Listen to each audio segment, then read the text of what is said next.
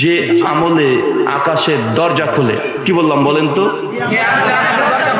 আরো জোরে বলতে হবে।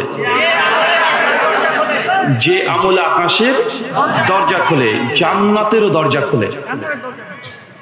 জান্নাতও আছে, আকাশও আছে। এমন কিছু ইবাদত আছে যে ইবাদত করলে আল্লাহ সুবহানাহু ওয়া তাআলা আকাশের দরজা খুলে দেন। এমন কিছু ইবাদত আছে যে ইবাদতগুলো করলে আল্লাহ সুবহানাহু ওয়া তাআলা জান্নাতের দরজা খুলে দেন। আলোচনার তিনটি অংশ থাকবে। প্রথম, কিছু সময় আছে যে সময় আল্লাহ এমনি অটোমেটিক আকাশের দরজা খুলে রাখেন। দুই, এমন কিছু ইবাদত আমল আছে যে আমলের বরকতেই আল্লাহ সুবহানাহু ওয়া তাআলা সে আমলের কারণে সম্মানে আল্লাহ আকাশের দরজা, জান্নাতের দরজা খুলে দেন। আর এমন কিছু ইবাদত কর্ম আছে মানুষ যখন করবে আল্লাহ সুবহানাহু ওয়া তাআলা জান্নাতের দরজা বন্ধ করে দেন। কথা কি বুঝতে পারছেন? আলোচনার তিনটে অংশ। আলোচনা থেকে উপকৃত হওয়ার চেষ্টা করবেন। আমার পূর্বে রফিকুল ইসলাম বিন সাইদ হাফেজাহুল্লাহ তিনি অনেক গুরুত্বপূর্ণ তাওহীদ, শিরক, সুন্নাহ এবং বিদআত এবং সামাজিক কিছু প্রেক্ষাপট নিয়ে আলোচনা করেছে, তাই আমি একই ধরনের আলোচনা করতে যাচ্ছি না। আলোচনা থেকে আপনারা যেন অটোমেটিক কিছুটা হলেও আমলের দিকে একটু আগ্রহ প্রকাশ করেন, এই জন্য আপনাকে উদ্দেশ্য করে এই তিন পদ্ধতিতে আপনাদের সঙ্গে আলোচনা করা হবে। সুনান আবু দাউদ হাদিস নাম্বার 4744। আল্লাহ নবী যখন জাহান্নামকে তৈরি করলেন, চাচা বলেন তো কি তৈরি করলেন? জাহান্নামকে যখন তৈরি করলেন এবং জান্নাতকে তৈরি করলেন, জান্নাতকে তৈরি করেই আল্লাহ সুবহানাহু ওয়া তাআলা সঙ্গে সঙ্গে ফেরেশতা জিবরিল আলাইহিস সালামকে বললেন, জিবরিল যাও, আমার নিয়ামত প্রাপ্ত বান্দারা যে জান্নাত দেখবে, পাবে, এই জান্নাত তুমি একবার দর্শন করে আসো। সঙ্গে সঙ্গে জিবরাইল আলাইহিস সালাম তিনি জান্নাতে প্রবেশ করেছেন। প্রবেশ করার পরে সঙ্গে সঙ্গে জান্নাতের সৌন্দর্য, জান্নাতের যা সৌন্দর্য আর এত নিয়ামত দিয়ে পূর্ণ করেছে আল্লাহ সুবহানাহু ওয়া তাআলা, ফেরেশতা জিবরিল দেখে তিনি অবাক। তিনি এসে ছুটতে ছুটতে আল্লাহকে বলছে, আল্লাহ তুমি এত সুন্দর জান্নাত তৈরি করেছো, দুনিয়ার কোনো মানুষ যদি জান্নাতের বর্ণনা একবার শুনে ফেলে, একবার যদি বুঝতে পারে, এটা যদি মেনে নেয় যে জান্নাত এত সুন্দর, তাহলে কোনো ব্যক্তি এই জান্নাত ছাড়া দুনিয়া তার অন্য কিছু চাইবে না। এই যে জান্নাতের বর্ণনা, ফেরেশতা জিবরাইল দেখে অবাক হয়েছেন। আল্লাহ সুবহানাহু ওয়া তাআলা ফেরেশতা জিবরিলকে বলছেন, জিবরাইল যাও, এবার জান্নাত দেখে আসো। একবার দেখে এসেছে, আবার হচ্ছে যাও, এবার দেখে আসো। সঙ্গে ফেরেশতা জিবরিল আবার চলে গেছেন, গিয়ে দেখছেন জান্নাতের চতুর্দিকে, চারিদিকে শুধু নিয়ম আর নীতিমালা দিয়ে ঘেরা আছে। জান্নাতকে ঘেরা আছে শুধু নিয়ম আর নীতিমালা দিয়ে। যেই দিকে তাকাচ্ছে সেই দিকে শুধু নিয়ম, শুধুমাত্র নীতিমালা, আইন দিয়ে আল্লাহ সুবহানাহু ওয়া তাআলা জান্নাতকে ঘিরে রেখেছে। চাচা, জান্নাত কি দিয়ে ঘেরা আছে? আরো জোরে, নিয়ম আর নীতি দিয়ে। মানে কোন মানুষ যদি জান্নাতে যেতে চায় সে এমনি এমনি চলে যাবে এমনটা নয়, বরং কোরআন এবং হাদিসে যে আদেশ করা হয়েছে, যে উপদেশ দেওয়া হয়েছে, যে নিয়ম নীতি, সুন্নাত, ওয়াজিব, মুস্তাহাব, মুস্তাহসানা যেগুলো আল্লাহ নবী দিয়ে গেছেন, এগুলো মেনে আপনাকে জান্নাতে প্রবেশ করতে হবে। অন্যথায় আপনি জান্নাতে যেতে পারবেন না। কেন? জান্নাত ঘেরা আছে শুধু নিয়ম নীতি দিয়ে ঘেরা আছে। নিয়ম নীতি তো আপনি বুঝেন না। ইসলাম এমন একটা অবিকল্প ধর্ম, যে ধর্মে আপনি যদি একটা পায়ের ধাপ ফেলতে চান, তাও নিজের ইচ্ছে মতো ফেলা যায় না। যাই কথা বলেন, সূরা বাকারা 2 আয়াত 208 আল্লাহ বলছেন, উদখুলু ফিসিলমি কাফা, তোমরা ইসলামে পদার্পণ করো, প্রবেশ করো একদম যতটা সম্ভব সর্বাত্মক ভাবে, সম্পূর্ণ ভাবে ইসলামে তোমরা পদার্পণ করো। কিছুটা মানবেন, কিছুটা মানবেন না, এটা ইসলাম নয়, এটা আল্লাহর আদেশ। ইসলামে প্রবেশ করো সম্পূর্ণভাবে। নিয়ম নীতি দেখবেন, আপনি 10 তলা একটা বিল্ডিং তৈরি করেছেন, কোনো সমস্যা নাই, দিন শেষে শুধু বলেন আলহামদুলিল্লাহ, শুধু আল্লাহ শুকরিয়া আদায় করেন। 10 তলা বিল্ডিং, একটা পায়খানা ঘর তৈরি করেছেন, একটা বাথরুম ঘর তৈরি করেছেন 4 লক্ষ টাকা খরচ করে। আর এই বাথরুম বা পায়খানার আপনি প্রবেশ করে দেখছেন যে প্যান্ট যেখানে পায়খানা ফেরে, ওটাকে কি বলেন? প্যান্টই তো বলেন নাকি? প্যান্ট। এই প্যান্ট যদি কিবলার দিকে মুখ অথবা পেছন থাকে, এই পায়খানা ঘরে আপনি বসে পায়খানা ফেলতে পারবেন? বাথরুম ঘরে ইসলাম আছে না নাই? আপনার পায়খানা চাপিয়েছে, নিজের ইচ্ছে মতো যেতে পারবেন না। কেন? কারণ জান্নাত ঘেরা আছে নিয়ম নীতি দিয়ে। যখন বাথরুম ঘরে ঢুকবেন কোন পা আগে ঢুকাতে হবে? বাম পা। বের হওয়ার সময় ডান পা। বাথরুমে পায়খানা ফিরছেন, ও হঠাৎ করে হাঁচি চলে এসেছে, আপনি হাঁচি দিয়েছেন, এখন আলহামদুলিল্লাহ এখানে বলতে পারবেন? পারবেন না। আদাবুল মুফরাদ লিল বুখারী হাদিস 985 আল্লাহ নবী বলছেন 3টে জায়গাতে প্রস্রাব পায়খানা ফেরা যায় না। কয় জায়গায়? কথা বলেন। 3 জায়গায় প্রস্রাব পায়খানা ফেরা যায় না। এক, যেসব ক্ষেত খামারে মানুষ ওঠা বসা করে, ওই ক্ষেত খামারের মধ্যে যদি কোনো গাছ বৃক্ষরাজি থাকে যেখানে বসে মানুষ ছায়া নাই, এই গাছের নিচে নবী বলছেন তোমরা প্রস্রাব পায়খানা ফেরো না। কথা বুঝতে পারছেন না? কেন বলেন তো? জান্নাত কি দেখে আছে? নিয়ম নীতি দিয়ে। মানে আপনি প্রস্রাব করবেন, পায়খানা ফিরবেন, এটা ইচ্ছে মতো হয় না। এটা পৃথিবীর অন্য ধর্মগ্রন্থে থাকতে পারে, অন্য ধর্মের মানুষ যেখানে ইচ্ছে সেখানে প্রস্রাব করে দিতে পারে। ইসলামে এমনটা নয়। ইসলামের ধাপে ধাপে আপনাকে বেঁধে রেখেছে।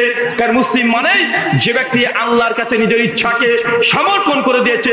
যখন আপনি নিজেকে মুসলিম দাবি করছেন তখন আপনার কোনো ইচ্ছার 5 পয়সা মূল্য নাই, এটার নাম হচ্ছে মুসলিম। নিজের ইচ্ছে মতো একটা ধাপ ফেলা যায় না, প্রস্রাব পায়খানা ফেরা যায় না। আল্লাহ নবী বলছে তুমি প্রস্রাব পায়খানা ফেরার জন্য কোন পুকুর আছে, পুকুর বোঝেন? যে পুকুর থেকে মানুষ পানি ব্যবহার করে, ওই পুকুরের মধ্যে প্রস্রাব পায়খানা ফেরো না, নিষিদ্ধ। রাস্তাতে যদি কোনো গর্ত থাকে ওই গর্তে প্রস্রাব করো না। গর্তের মধ্যে তোমাদের ভাই জিন্দা থাকে, তাই তাদের উপরে প্রস্রাব পায়খানা ফেরো না। পানি নাই, গোবর দিয়ে হাড় দিয়ে ইস্তেঞ্জা কমপ্লিট করো না। সুনান আবু দাউদ 26-27-28 নম্বর হাদিস। তার মানে বোঝা যাচ্ছে প্রস্রাব আর পায়খানা ফেরার জন্য কমপক্ষে বিশেষ অধিক নিয়ম নীতিমালা আছে না নাই? এটা হচ্ছে জান্নাত। নিজের ইচ্ছে মতো প্রস্রাব পায়খানা ফেরা যায় না। শুধু প্রস্রাব পায়খানার সিস্টেম বা নিয়ম নীতি ইসলামিক দৃষ্টিভঙ্গি থেকে বললে এটা একটা আলাদা আলোচনা হয়ে যাবে। তাই আপনাকে শুধু যাচ্ছে নুকতাগুলো বললাম। আল্লাহ নবী হঠাৎই সাহাবীদেরকে একদিন দেখে বলছে খবরদার তোমরা কেউ রাস্তাতে বসবে না।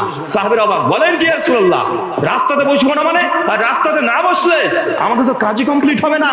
আরে বেচা কিনা ব্যবসা সব রাস্তাতে হয়। ইয়া রাসূলুল্লাহ আমাদের জন্য কঠিন হয়ে যাচ্ছে, রাস্তাতে না বসতে বলে আমাদের কঠিন হয়ে যাচ্ছে। আল্লাহ নবী বলছে রাস্তাতে বসো না, আর বসতে যদি হয় তাহলে রাস্তার হক আদায় করো। সাহাবীরা অবাক, বলে কি? রাস্তা তো জড় পদার্থ, ইট ঢেল পাথর দিয়ে রাস্তা তৈরি হয়, এর আবার কি হক আছে? একে আবার কিভাবে সম্মান করতে হয়? এর প্রতি কি আদব আছে? রাস্তার আবার কি অধিকার আছে? এটা তোমরা আল্লাহ নবী বুঝলাম না। আল্লাহ বলছে রাস্তায় বসো না, বসতে যদি হয় রাস্তার অধিকার সম্পর্কে আগে জেনে রাখো। সাহাবীরা সঙ্গে সঙ্গে রাস্তার অধিকার কি? আল্লাহ নবী বলছেন রাস্তাতে যদি কোনো ক্ষতিকর কোনো দ্রব্য পড়ে থাকে, কোনো জিনিস পড়ে থাকে, যে রাস্তাতে মানুষ চলাচল করে, ওই জিনিসটাকে সরিয়ে ফেলতে হবে যেন অন্য কোনো মানুষের কোনো ক্ষতি না হয়, নচেত রাস্তাতে বসো না। কথা কি বুঝতে পারছেন? মুসলমানের এলাকার রাস্তাতে যদি কোনো অমুসলিম হিন্দুরা যায়, খ্রিস্টানরা যায়, রাস্তা দেখে বুঝে নিবে এই গ্রামটা হচ্ছে মুসলিম গ্রাম। কেন? রাস্তাতে উঁচু নিচু থাকা চলবে না, সরকারের অপেক্ষায় বসে থাকা যাবে না। এলাকার যুবক তরুণ যারা আছে প্রত্যেক বাড়ি থেকে 100, 200, 500 টাকা করে চাঁদা তুলে রাস্তাকে সমতল করতে হবে। এটা রাস্তার হক। যদি করতে না পারেন রাস্তাতে আপনার জন্য বসা জায়েজ না, হারাম। কথা বুঝতে পারছেন না মনে হয়? কঠিন হচ্ছে। নবী এইভাবে বলছেন রাস্তাতে বসো না, বসতে যদি হয় রাস্তা যদি কোনো পথিক এসে বলে ভাইজান অমুক জায়গাতে যাবো, আমাকে ঠিকানাটা বলে দেন, যত আপনার কাজ থাক না কেন চট করে উঠে গিয়ে ওই পথিককে আগে গন্তব্যস্থল সঠিকভাবে তার ঠিকানা বলে দিতে হবে, ভাইজান এই জায়গাতে গিয়ে ওই দিক দিয়ে যান, তাহলে আপনি ওই স্থানে পৌঁছে যাবেন। এটা রাস্তার হক। যদি আপনি না বলে দেন রাস্তাতে আপনার জন্য বসা জায়েজ নয়, নিষিদ্ধ। নবী বলছেন রাস্তায় বসো না। রাস্তায় যদি বসতেই হয়, কোনো ব্যক্তির বোঝা যদি ভারী হয়ে যায়, সেই বোঝাটাকে হালকা করে দাও। কথা আপনি বুঝতে পারছেন না? একটা মানুষ একটা বোঝা তুলতে পারছে না, মাঠ থেকে এসেছে বা সাইকেল চালিয়ে যাচ্ছিল, বোঝা নিয়ে উল্টো পড়ে গেছে। আল্লাহ নবী বলছে দৌড়তে দৌড়তে গিয়ে আপনাকে তুলে দিতে হবে। আপনি যত suit boot coat tie coat পরে থাকেন না কেন, রাস্তায় যদি আপনি বসে থাকেন আগে গিয়ে তাকে সহযোগিতা করে তার বোঝাটা তুলে দিতে হবে। যে রিকশাওয়ালা উঠতে পারছে না, একটা ঢালু জায়গা আছে, জোর করে ঠেলে তাকে রাস্তার উপর তুলে দিতে হবে। এটা হচ্ছে রাস্তার হক। যদি আপনি করতে না পারেন রাস্তায় আপনার জন্য স্বাভাবিক অবস্থায় বসা জায়েজ নয়। এটা হচ্ছে রাস্তার হক। ইসলাম দেখেছেন কত সুন্দর, কত সুন্দর। পৃথিবীর কোন ধর্মগ্রন্থ বলেন বাদ দেন, পৃথিবীর কোন রাষ্ট্রীয় আইনে এইসব কথা লেখা নাই। আছে? কথা বলেন, আছে? পৃথিবীর কোন রাষ্ট্রীয় আইনে এরকম রাস্তার যে একটা অধিকার আছে, এই অধিকার নিয়ে কেউ কথা বলে না। আর ব্রিটিশ ল আইন আমাদেরকে শিখাচ্ছে ইসলাম নাকি পিছিয়ে পড়া ধর্ম, মুসলমান এরা নাকি কিছু বুঝে না, এরা নাকি রাষ্ট্র বোঝে না, সমাজনীতি বোঝে না, অর্থনীতি বুঝে না। প্রথম নাকি তারা নাকি মানুষকে মানুষের অধিকার দিচ্ছে, আর তুই তো মানুষের অধিকার নিয়ে কথা বলো, ইসলাম রাস্তার অধিকার নিয়ে কথা বলে। সেই মুসলিম হাদিস নাম্বার 1965, আল্লাহ নবী বলছেন তোমাদের পশু যেসব ঘোড়া আছে, গাধা আছে, উট আছে, এদের উপরে অতিরিক্ত বোঝা চাপিয়ে দিও না। এটা কারো হক? কার হক বলেন তো? এখানে আপনার বাড়িতে এই চাঁপাইনবাবগঞ্জে তো প্রচুর পরিমাণে গাভী আছে, গরু আছে, আছে না নাই?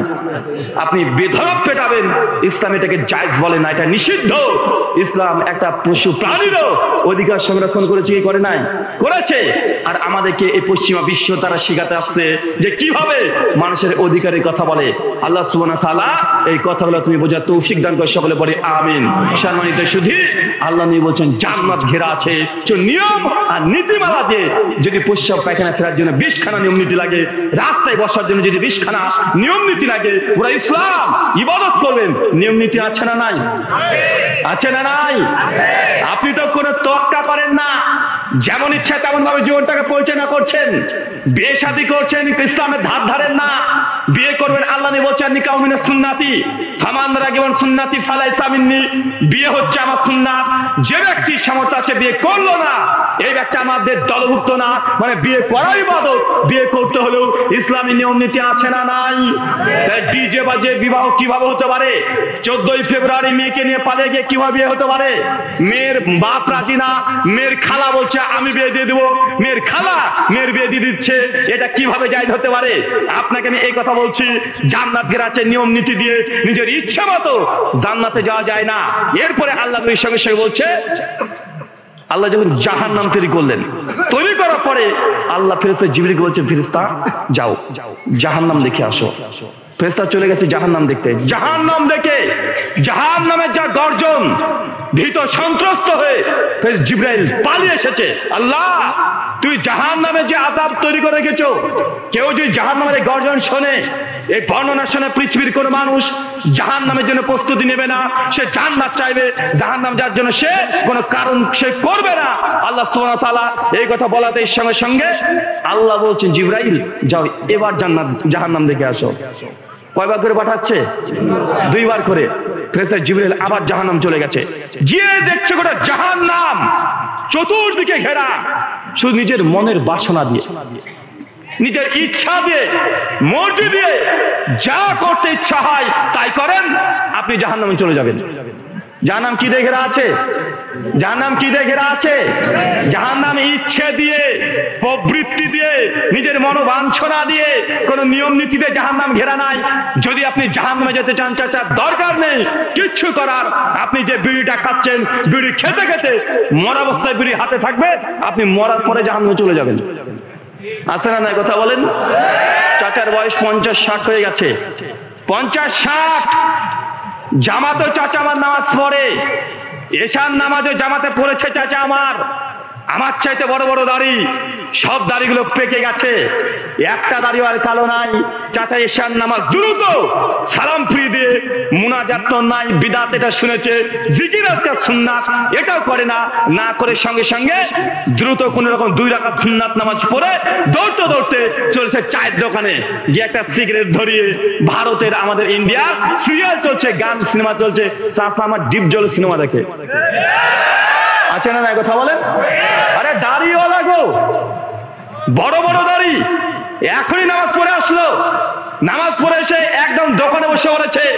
আর দোকানদারি এত বড় বেহা, এত বড় নির্লজ্জ, শুধুমাত্র একটু বেচা কেনা বেশি হবে এই জন্য একদম রাজশাহীতে গিয়ে ওখান থেকে একটা বড় এলসিডি নিয়ে যেতে 32 ইঞ্চি এনে সঙ্গে সঙ্গে দিন রাত 24 ঘন্টা গান চালাচ্ছে, সিনেমা চালাচ্ছে। কারণ ওর উদ্দেশ্যে চালালাম, কিছু বদ মানুষ আসবে আমার দোকানে বসবে আর টিভি দেখবে আর চায়ের অর্ডার দেবে, বিড়ি সিগারেট অর্ডার দেবে, আমার বেচা কেনা বেশি হবে। আছে না নাই? সুনান ইবনে মাজাহ 3388 নম্বর হাদিস। আল্লাহ যেটাকে হারাম করেছে তার ব্যবসা হারাম। কথা বুঝতে পারলেন না? ছোট্ট একটা উসুল। আল্লাহ মদ হারাম করেছে, মদের ব্যবসা কি হারাম। আল্লাহ সুদ হারাম করেছে, সুদ খাওয়াও যেমন হারাম, সুদ নেওয়াটাও একই ভাবে হারাম। শুয়োরের গোশত হারাম, শুয়োরের দোকান দেওয়াও হারাম।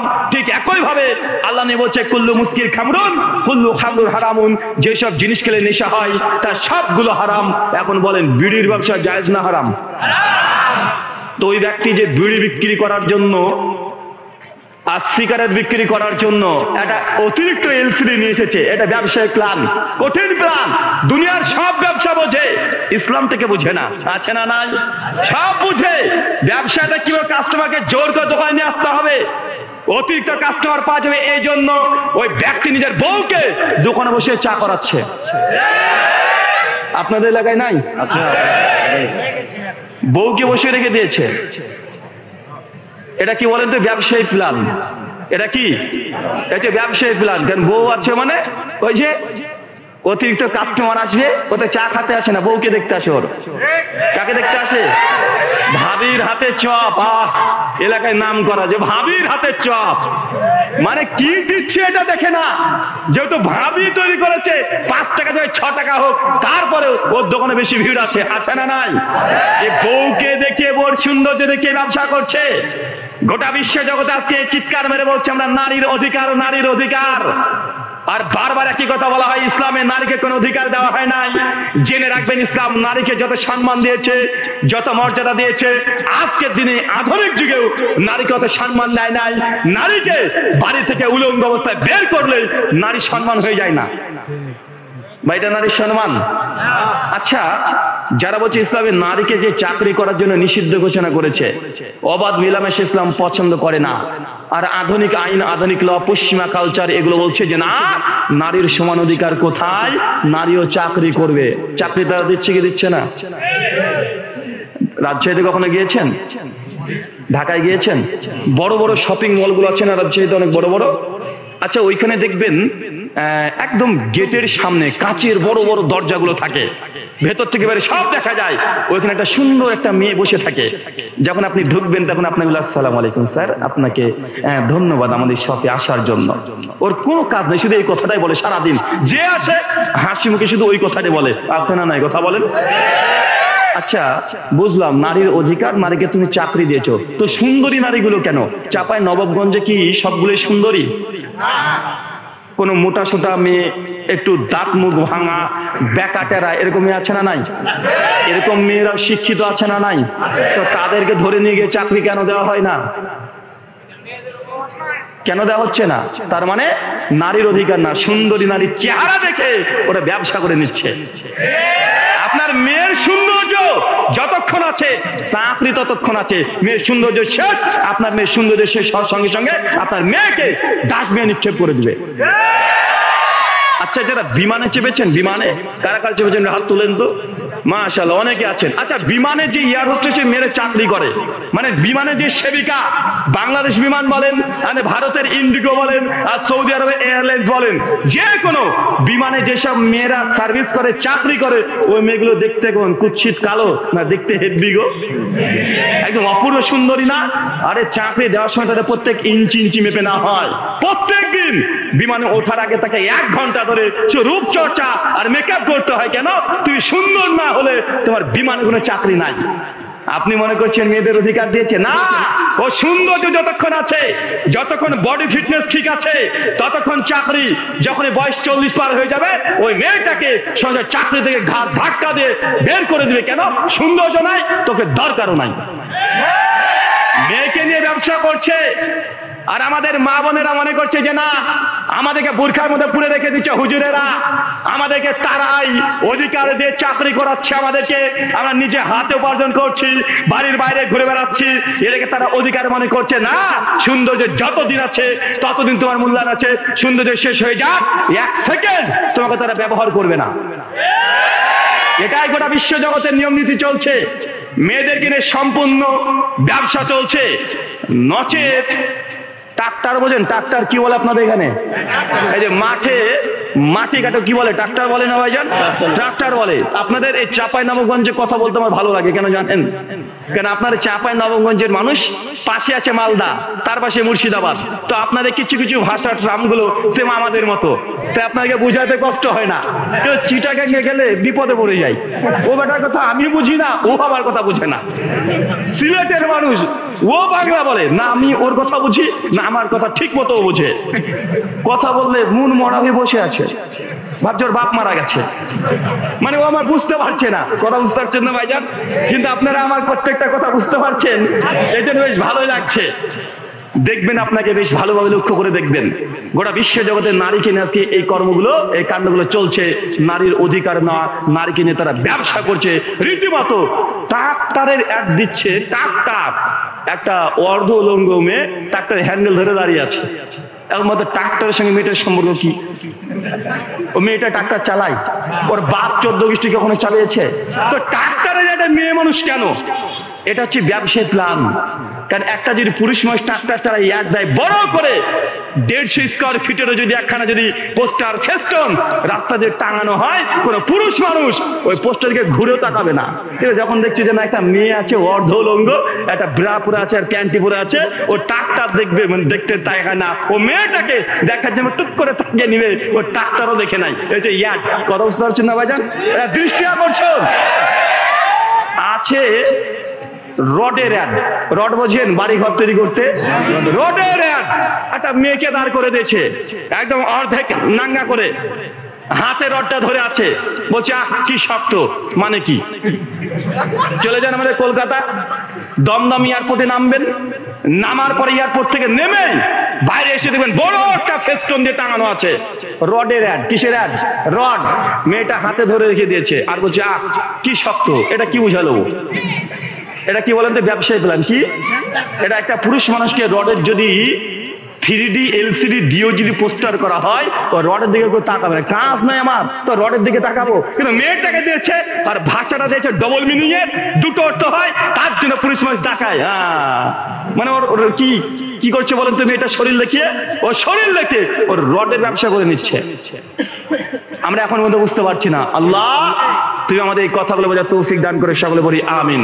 সম্মানিত শুধু জান্নাত ঘেরা আছে নিয়ম নীতি দিয়ে, আর জাহান্নাম ঘেরা আছে মনের বাসনা দিয়ে। মনে যা চাই আপনি করবেন, আপনি জাহান্নামে চলে যাবেন। আপনি দোয়া করেন, প্রতিদিন দোয়া করেন। 5 বছর হয়েছে আপনার বিয়ে হওয়া, বাচ্চা হচ্ছে না, আল্লাহর কাছে চেয়েছেন, আল্লাহ বাচ্চা দেয়নি। এখন বলছে আল্লাহ যেহেতু দেয়নি কি করবো এখন? চলে যাচ্ছে শাহজালাল মাজারে, আছে না নাই? ছাগল নিয়ে চলে যাচ্ছে, মুসলমানের বাচ্চায় যাচ্ছে, বলছে আল্লাহর কাছে তো চাইলাম রে, আল্লাহ তো দেয় নাই, নামাজ পড়ে চেয়েছি তাও দেয় নাই। এই জন্য শাহজালালের মাজারে গিয়ে ছাগল গরু দিয়ে চলে আসছে। এটা দেখি জান্নাত পাওয়া যাবে? জান্নাত পাওয়া যাবে আমল দিয়ে, না জাহান্নামে যাবে? আরে তুমি যদি শাহজালালের মাজারে গিয়ে তুমি যদি বাচ্চা নিয়ে আসতে পারো, আর কুষ্টিয়ার পাগলা ন্যাংটা পীরের কাছে গিয়ে যদি তুই বাচ্চা নিয়ে আসতে পারো, তো হিন্দুরা তারাও কেন তাদের ঠাকুর পণ্ডিতের কাছে গিয়ে তারা বাচ্চা পাবে না? ভাই কুষ্টিয়াতে আছে না ভাই একজন ন্যাংটা পীর। কি পীর? ন্যাংটা পীর। জামা কাপড় কিছুই পরে না। ভাইটা কি মিথ্যে কথা বলছি? কয়দিন আগে আপনি এখন ইউটিউবে চলে যান, লিখেন ন্যাংটা পীর কুষ্টিয়া, লালন শাহ ব্রিজ আছে, ওই ব্রিজের ডান দিক দিয়ে চলে যেতে হয়, ওই দিক দিয়ে ওই ন্যাংটা পীরের মাজারও আছে। লাখ লাখ কোটি কোটি টাকা উপার্জন করছে, মুসলমানের বাচ্চা যাচ্ছে ওর কাছে বাচ্চা নিতে, মেয়ে মানুষের যায় বাচ্চা নিতে ন্যাংটার কাছে। মানে পীর সাহেব কিন্তু খুব চালাক, ও ন্যাংটা হয়ে থাকে সব সময়। মানুষ ওর কাছে আসে আর ওর কাছে চায়, আর ও বুঝায় যে ভাব কি চাচ্ছিস রে আমার কাছে, কি চাচ্ছিস? কিছুই নাই, জামা নাই, কাপড় নাই, আরে কিছুই নাই, একটা জিনিস হচ্ছে এটাও নিবি নাকি তোরা? মানুষ তারপরে তার কাছে যায়, আসে না নাই? আরে ভাই আমাদের হিন্দু দিয়ে চলে যাবেন কালীঘাটে, গিয়ে ঢুকেই দেখবেন চতুর্দিকে সব ন্যাংটা আল্লাহর ওলি সাধুগুলো বসে আছে, সব হিন্দু। ধুলি বালি মাকে বসে আছে, 3 দিন 4 দিন 1 সপ্তাহ 20 দিন 1 মাস না খেয়ে উপোস করছে, ওরা গায়ে ধুলি বালি মেখে শুধু এইভাবে ধ্যান করছে, ও চলছে। হিন্দুরা যার কাছে, যার বাচ্চা হয় না, যার চাকরি দরকার, যার পরীক্ষায় পাশ করা দরকার, যার 10 বছর ধরে কেস চলছে, কেস থেকে মানে বিপদ থেকে উদ্ধার পেতে চাই, হিন্দু দাদা দিদি তারাও চলে যায় ওই ন্যাংটার কাছে যে নিজেই খায় না, শুধু ওম করে বসে আছে, ওর কাছে গিয়ে নাকি ওরা সমাধান পেয়ে যায়। আছে না নাই কথা বলেন ভাই? হিন্দু আর মুসলমান সব দিকে আমরা কন্টিনিউয়াসলি দেখছি এইগুলোই। আল্লাহ সুবহানাহু ওয়া তাআলা মুসলিম উম্মাহকে তুমি বোঝার তৌফিক দান করো, আমিন। মাইন্ডটা এত দুর্বল হয়ে গেল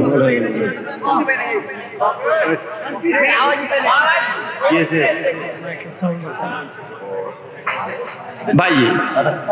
ডাক্তার জাকির নায়েক একটা কথা বলতেন।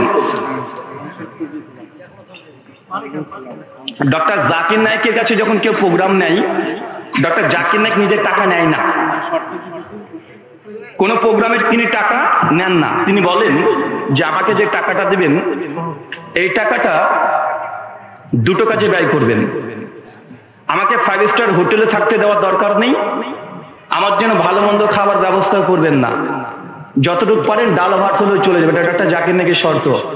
তিনি বলেন আমার একটাই শর্ত যে আমাকে যখন আলোচনা করতে দিবেন সাউন্ড সিস্টেম দিবেন একদম হাই কোয়ালিটির, টাকা লাগলে আমার পকেট থেকে নিয়ে যাবেন। কেন? একজন বক্তার জন্য এত লাইটের দরকার হয় না, স্টেজ না থাকলেও কথা বলা যায়, যায় কি যায় না কথা বলেন? মাইকটা হচ্ছে কি আমাদের, মাইকটা কি হাতিয়ার। সাউন্ড সিস্টেম যদি ভালো হয় তাহলে কথা অল্প হলেও কথা শ্রুতি মধুর লাগে।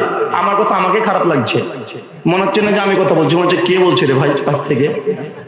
তাই সাউন্ড সিস্টেমের ব্যাপারে তো দুর্বল হবেন না। আলোচনা সফল করতে হলে এত বড় স্টেজের দরকার হয় না, লাইটেরও দরকার হয় না। গোটা গ্রামকে লাইট দিয়ে ঘিরে রেখে দিয়েছেন, মাইকের কাছে সে যদি দুর্বল হয়ে যায় ভাই কথা বলে আনন্দ পাওয়া যাবে না, আপনার শুনতেও ভালো লাগবে না। কথা বুঝতে পারছেন? তাই নেক্সট টাইম আল্লাহ যেটা তাকদিরে রেখে দিয়েছে আলহামদুলিল্লাহ, এটা আল্লাহ সুবহানাহু ওয়া তাআলা চেয়েছেন, এটা হয়ে গেছে। নেক্সট টাইম আপনাদের এত লাইট আয়োজন করার দরকার নাই। কি করবেন আয়োজন বলেন তো ভাইজান? একটা সাউন্ড সিস্টেম ভালো রাখবেন। কি রাখবেন? Sound system. আলহামদুলিল্লাহ, ওটা হলে আলোচনা করেও মজা পাওয়া যায়, শ্রোতা শুনেও মজা পাওয়া যায়। এতটুকু মনে রাখবেন। আল্লাহ সুবহানাহু ওয়া তাআলা তুমি কবুল করো, আমিন। সম্মানিত সুধী, যে কথা আপনাকে বলছিলাম, 3টে এমন সময় আছে যে সময় আল্লাহ সুবহানাহু ওয়া তাআলা আসমানের দরজা খুলে দেয়। কি খুলে দেয়? কেউ বলতে পারবেন 3টে সময় কোনটা? আচ্ছা কেউ বলতে পারলে না, একজন ব্যক্তিকে 3টে ওয়াক্তের কথা বলতে হয় যে সময় আল্লাহ আসমানের দরজা খুলে দেয়। একটা একটা করে বললে হবে না। আর যদি একজন ব্যক্তি 3টে সময়ের কথা বলে দেন তাহলে তাকে আমার পক্ষ থেকে একটা হাদিয়া আছে। ভাই একটা একটা করে বললে হবে না, সাহস নিয়ে 3টে বলতে হবে। আকাশেরও দরজা খুলে দেয় আল্লাহ, জান্নাতেরও দরজা খুলে দেয়। 3টে সময় আছে এমন। হাদিসে আছে কমপক্ষে 10টা সময়, আমি তার মধ্যে 3টে ধরেছি। কথা বুঝতে পারছেন? 10টা টাইম আছে এরকম। কেউ বলতে পারবেন?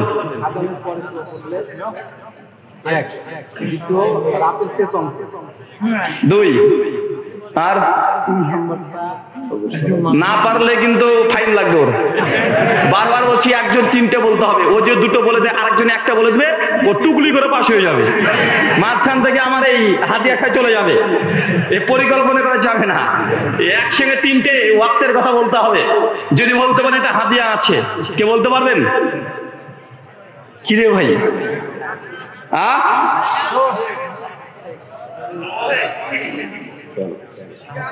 আচ্ছা আমি বলে দিই, বলো।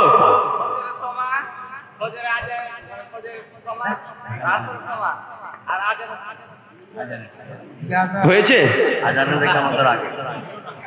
দেখেন সবাই একটা একটা করে সবাই ঠিকঠাকই বলছে, কিন্তু একজন যে 3টে বলবে এমন হচ্ছে না। আচ্ছা চলেন আমি বলে দিই, আর পয়েন্টগুলো মনে রাখবেন। 1, মিশকাত হাদিস না 2345, আল্লাহ নবী বলছেন কোন বান্দা যখন আল্লাহর কাছে তওবা করবে, নিয়াত করে, সে তওবার নিয়াত করে, আল্লাহ সুবহানাহু ওয়া তাআলা খুশিতে আসমানের যত দরজা আছে, জান্নাতের যত দরজা আছে, আল্লাহ সবগুলো খুলে দেয়। শুধু যখন তওবা করার নিয়াত করে আল্লাহ সমস্ত দরজা কি করে দেন? খুলে দেন। জান্নাতের দরজা খুলে দেন, আকাশের দরজাও খুলে দেন। তওবা হচ্ছে এমন একটি ইবাদত, আল্লাহর সবচেয়ে বেশি পছন্দনীয় ইবাদত। সেটার নাম কি? কথা বলেন। তওবা। এটা মানুষও এটা খুব বেশি পছন্দ করে, আল্লাহর জন্য পছন্দ করে, মানুষ এটাকে পছন্দ করে। কোন ব্যক্তি আপনার সে ভুল কাজ করে ফেলেছে, এসে যদি আপনার হাতটা ধরে বলে যে ভাইজান আপনার সে অন্যায় হয়ে গেছে, বলতে আপনার ভালো লাগে কি লাগে না? কথা বলেন, ভালো লাগে কি লাগে না? তওবা, মানুষ যখন ক্ষমা চায়, একজন মানুষ যখন একজন মানুষের কাছে ক্ষমা চায়, তখন যদি মানুষটা এত খুশি হয়, তো আমাদের রব আল্লাহ সুবহানাহু ওয়া তাআলা তিনি কত খুশি হন। এই জন্য তিনি আসমানের যত দরজা আছে, জান্নাতের যত দরজা আছে, আল্লাহ সুবহানাহু সমস্ত দরজাগুলো খুলে দেন। মিশকাত হাদিস নাম্বার 61-তে আল্লাহ নবী বলছেন, কিয়ামতের মাঠে আল্লাহ সুবহানাহু ওয়া তাআলা মানুষ যখন উলঙ্গ অবস্থায় দাঁড়িয়ে থাকবে, নারী পুরুষ সবাই উলঙ্গ অবস্থায় দাঁড়িয়ে থাকবে, আল্লাহ সুবহানাহু ওয়া তাআলা সেই সময় এসে বলবে, ইয়া বানি আদম, হে আদম সন্তান, তোমরা যে আজকে আসমান থেকে জমিন ভর্তি পাপ নিয়ে যদি আমি আল্লাহর সামনে উপস্থিত হও, আমি আল্লাহ আসমান থেকে জমিন ভর্তি ক্ষমা নিয়ে তোমার সামনে উপস্থিত হব। আল্লাহ সাথে ক্ষমা করতে চান, ক্ষমা মানুষ চায় না, কিন্তু আল্লাহ চান। আল্লাহ এটা চান না যে কোনো আদম সন্তান জাহান্নামে চলে যাক। আল্লাহ এটা মোটেও ইচ্ছে নাই আল্লাহ কাউকে জাহান্নামে দেবে। এই জন্য জেনে রাখবেন যে আল্লাহ সুবহানাহু ওয়া তাআলা জান্নাতকে ওইভাবে তৈরি করেছেন, জাহান্নামকে ওইভাবে তৈরি করেছেন। চাচা বলেন তো জান্নাত কয়টা? জান্নাত কয়টা?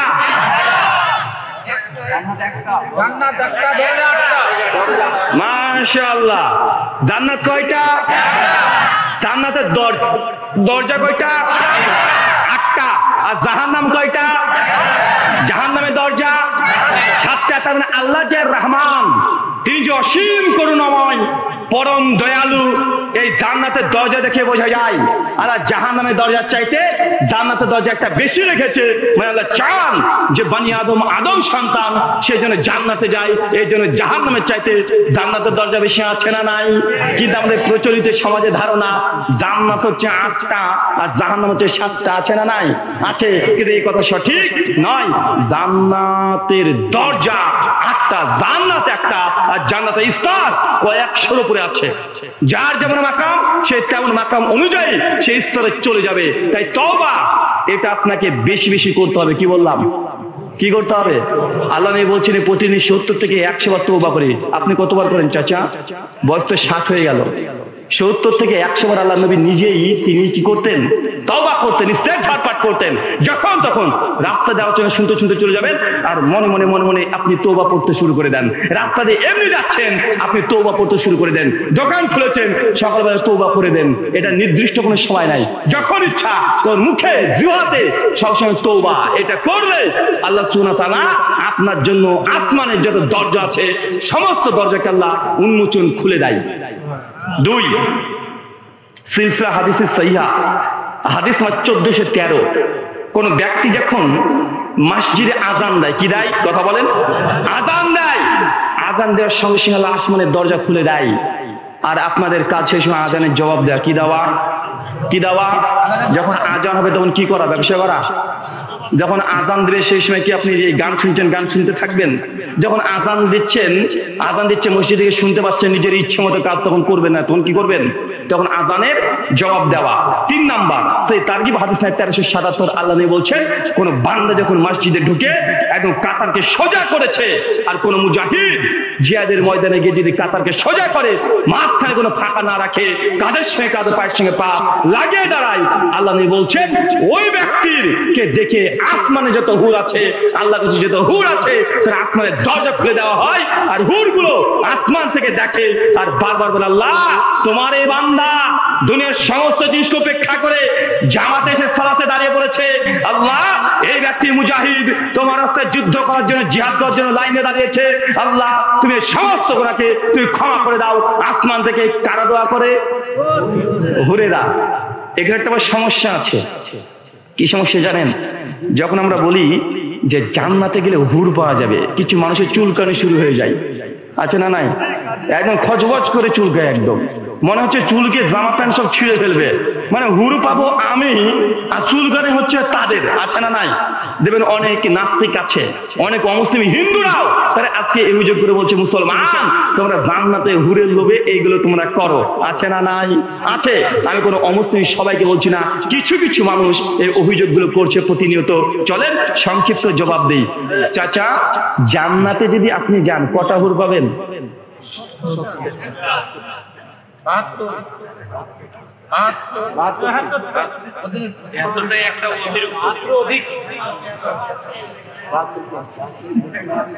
জান্নাতে গেলে প্রত্যেক মুসলমান 72, 73, 70 যে হুর পাবে, একটা হাদিস সহিহ না, সব জয়ীফ।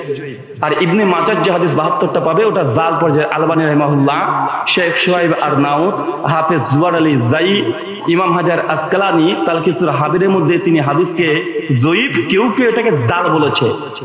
জান্নাতে যারা শহীদ হবে, যারা শহীদ অবস্থায় মৃত্যুবরণ করবে তারা 72 পাবে, এই হাদিস সহিহ। কথা বলে বুঝতে পারলেন না? 72 কাদের হাদিস সহিহ? শহীদ, তারা 72টা হুর পাবে, এই হাদিস সহিহ। কিন্তু মুসলমান মাত্রই, মুমিন মাত্রই জান্নাতে গেলে যে 70, 72, 73টা হুর পাবে, এই হাদিস কিনা সহিহ নয়। কারণ সহিহ মুসলিমের যে হাদিসগুলো আসছে মুমিন ব্যক্তির জন্য একটা, দুইটা, কিছু কিছু বর্ণনা আছে 3টা। কয়টা? 3টা। তো আমাদের এই হুরের কথা শুনলে এক শ্রেণীর মানুষের চুলকানি শুরু হয়ে যায়। অথচ আপনি অবাক হবেন, হিন্দুরাও জান্নাতে গেলে হুর পাবে তাদের ধর্ম অনুযায়ী। তাদের ধর্ম অনুযায়ী কাদের কথা বলেন? তাদের ধর্ম অনুযায়ী তারাও যদি স্বর্গে যায় তাদেরও এই দাবি যে তারা স্বর্গে গেলে হুর পাবে। আমরা আরবিতে বলি হুর, তারা সংস্কৃত ভাষায় বলে অপ্সরা। কি বলে? অপ্সরা। অপ্সরা মানে সুন্দরী বেশ্যা। স্বর্গে তারা বেশ্যা পাবে। কথা বুঝতে পারলেন না? অপ্সরা মানে কি? এখন আপনি গুগলে চলে যান, লিখেন অপ্সরা। অপ্সরা মানে কি? সুন্দরী বেশ্যা। তারা স্বর্গে গেলে নাকি বেশ্যা পাবে। আর আমরা হুর পাবো কি? পবিত্র। এবং তারা কি? তাকে জিন এবং ইনসান কেউ টাচ করেনি, কিন্তু অপ্সরা পাবে হিন্দু দাদারা। তাদের ধর্মগ্রন্থে লেখা আছে। কোথায়? অথর্ববেদ কাণ্ড নম্বর 4, সূক্ত নম্বর 34, মন্ত্র নম্বর 2-এ ব্রহ্মা স্বয়ং বলছে স্বর্গলোকে বহু স্ত্রী রামেশাম। যখন তোমরা স্বর্গে যাবে বহু স্ত্রী পাবে, মানে অজস্র। কত পাবে এর কোনো হিসাব নাই। হিন্দু দাদারা তারা অজস্র, তারা হুর পরি পাবে, দোষ নাই। আর আমরা 2, 3, 72 পাবো, আমাদেরটা নিয়ে টানাটানি করছে তারা। আছে না নাই? আরে ভাই, তোমরা তোমাদের গুলো নেও না, আমাদের কাছে আসছো কেন? মহাভারত অনুশাসন পর শান্তি পর্ব 12 নম্বর অধ্যায় 98 নম্বর শ্লোকে বলছে স্বর্গে যখন হিন্দু দাদারা যাবে সেই সময় নাকি হাজার হাজার অপ্সরাগুলো তাকে ধরে ধরে স্বর্গে নিয়ে যাবে। তো তারা তো 1000টা অপ্সরা পাবে। তো ভাই, আমাদের মুসলমান দিকে অভিযোগ কেন? তোমাদের দিকে করা যায় না? অনেক দেখবেন আমাদেরকে বলছে তোমাদের নবী 9 বছরের আয়েশার সঙ্গে বিয়ে করেছে। এটা কেমন নবী বা এই কথা অভিযোগ আসছে কি আসছে না? আছে না নাই? 9 বছরের আম্মাজান আয়েশাকে বিয়ে করার জন্য অনেকে অভিযোগ করছে। আমার একটা এই ছোট্ট কথা যে ভাইজান আমার নবী করেছে, এটা যদি অপরাধ হয়ে যায় তাহলে ভগবান শ্রীকৃষ্ণ তিনি যখন রুকমণিকে বিয়ে করে, রুকমণির বয়স তখন ছিল কত? 8 বছর। কত বছর? কথা বলেন। 8 বছর। আমার নবী 9 বছরের মেয়েকে বিয়ে করেছে, এটা যদি অপরাধ হয়, তোমার ভগবান কৃষ্ণ সেও তো 8 বছর রুকমণিকে বিয়ে করেছে, তাকে তুমি বলছো না? তাকে বলা যায় না? রামচন্দ্র যখন সীতাকে বিয়ে করে, সীতার শেষে বয়স ছিল 6 বছর। শিব যখন পার্বতীকে বিয়ে করে, শিবের শেষে পার্বতী তথা দুর্গার বয়স ছিল 8 বছর। এরকে তাদের ইতিহাস। অথচ মুসলিমদের প্রতি অভিযোগ করছে। তো তাদের ধর্মের মধ্যে এরকম অনেকগুলো আছে। আমি সমালোচনা করছি না, জাস্ট আমি এটা বোঝানোর চেষ্টা করছি। ইট মেলে পাটকেল খেতে হবে। ইট মেলে পাটকেল খেতে হবে না ভাইজান? বলছে মুসলমানদের নবী, ওকে মানার কি দরকার? হতে 11টা বিয়ে করেছে, 12টা বিয়ে করেছে, বাচ্চা ছিল অনেকগুলো। তো আমাদের নবী তো 11-12টা বিয়ে করেছে। শ্রীকৃষ্ণ বিয়ে করেছিলেন 16,108টা। কয়টা? কয়টা? 16,108টা। ভাগবত মহাপুরাণ বলছে প্রত্যেক স্ত্রী থেকে 10টা করে শ্রীকৃষ্ণের সন্তান দিয়েছে। টোটাল সন্তানের সংখ্যা 1,61,080টা। কার সন্তান? শ্রীকৃষ্ণের। একাই তিনি 1,61,080টা সন্তানকে জন্ম দিয়েছে। আর আমরা মুসলমান 1টা, 2টো, 3টে, 4টে দিলে ওদের মাথাতে কাজ করে না। আছে না নাই? আছে। আল্লাহ সুবহানাহু ওয়া তাআলা, আমি এই কথাগুলো ওয়াল্লাহি তাদেরকে অপমান করার জন্য বললাম না, জাস্ট এই তথ্যগুলো তাদের জেনে রাখা উচিত হবে। কোন ধর্মে এইভাবে উলঙ্গ সমালোচনা করা উচিত নয়। আল্লাহ সুবহানাহু ওয়া তাআলা আমাদের বুঝার তৌফিক দান করো। সকলে বলি আল্লাহুম্মা আমিন। আরেকটা সময় আছে সিলসিলা হাদিস সহিহ, হাদিস নাম্বার 1073 বুখারীতে আছে। 137 নম্বর হাদিসের কিছু অংশ আল্লাহ নবী বলছেন প্রত্যেক দিন আল্লাহ সুবহানাহু ওয়া তাআলা রাত্রির শেষ আসমানে নেমে আসে। কোন আসমানে কথা বলেন? আর সেই সময় আল্লাহ জান্নাত আকাশের যত দরজা আছে সবগুলো খুলে দেয়। বারবার আল্লাহ বলতে থাকেন, কে আছে যে আমার কাছে দোয়া চাইবে, যা চাইবে আমি আল্লাহ তাকে তাই দিয়ে দেব। আল্লাহ প্রতিদিন আসে। কি আসে? আল্লাহ আসেন। আল্লাহ আপনার দোয়া কবুল করার জন্য আসে। আপনি আল্লাহ যে ক্ষমা চাইবেন, আল্লাহ অপেক্ষা করে কোন বান্দা আমার কাছে এসে মাত্র দুটো চোখের পানির ফোঁটা ফেলে আমার চেয়ে একবার বলবে, আল্লাহ আজকে দিনে আমি অন্যায় করেছি, ক্ষমা করে দাও। এই কথা শোনার জন্য আল্লাহ প্রতিদিন শেষ রাত্রিতে আল্লাহ নেমে চলে আসে।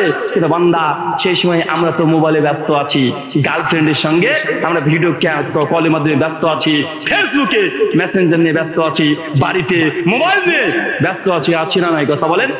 অথচ সেই সময়তে আল্লাহ সুবহানাহু ওয়া তাআলা অপেক্ষা করছেন, কে আছে একবার উঠে আল্লাহ বলে, আল্লাহ দিনের বেলা আজকে আমি হারাম কাজ করেছি, তুমি ক্ষমা করো। আল্লাহ এই জন্য অপেক্ষা করে।